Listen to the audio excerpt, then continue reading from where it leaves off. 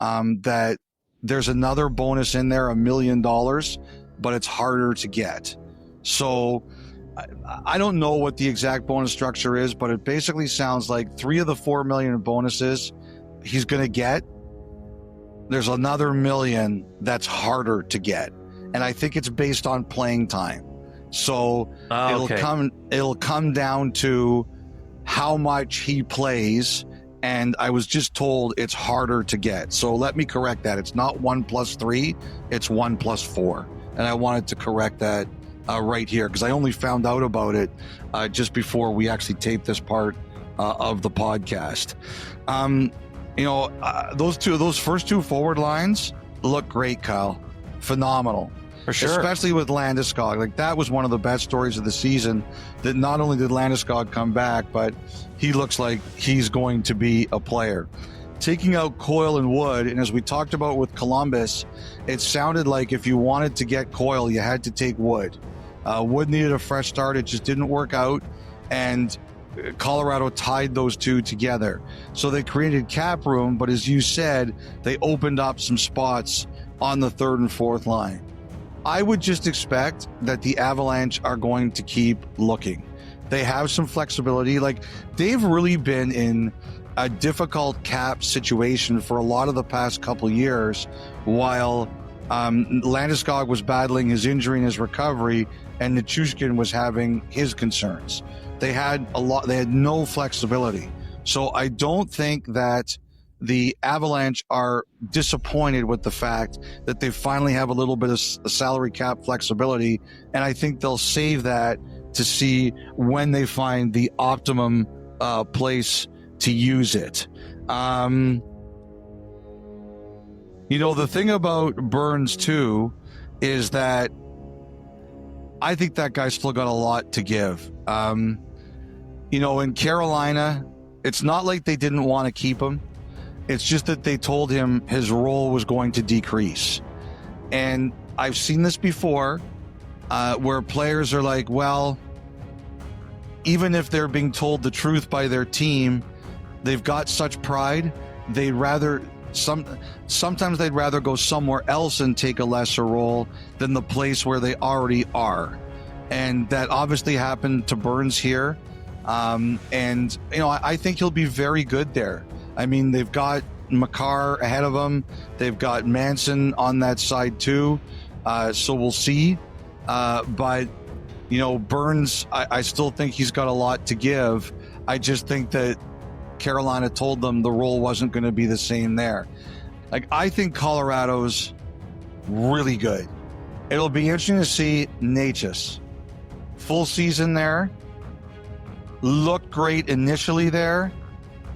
Is he going to commit to them?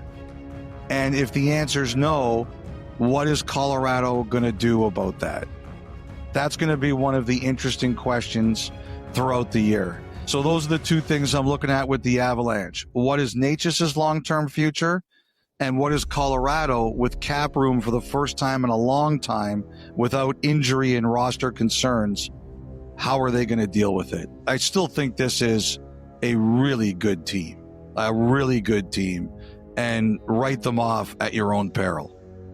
Well, especially when you consider, so remember in 2021, Colorado loses to Vegas. McKinnon had the line about 8 years in the league, haven't won anything. The next year, they win a cup. I don't think that's what he said exactly. I left a few words out. You're paraphrasing? I'll let the listeners submit what I missed, piece it all together. But this year, after losing to Dallas, then he had the line, well, they didn't have their best defenseman and maybe their best forward. We still couldn't beat them, so I don't know what we're going to do. So look out for whatever kind of warpath that Nathan McKinnon is going to be on next year with Colorado.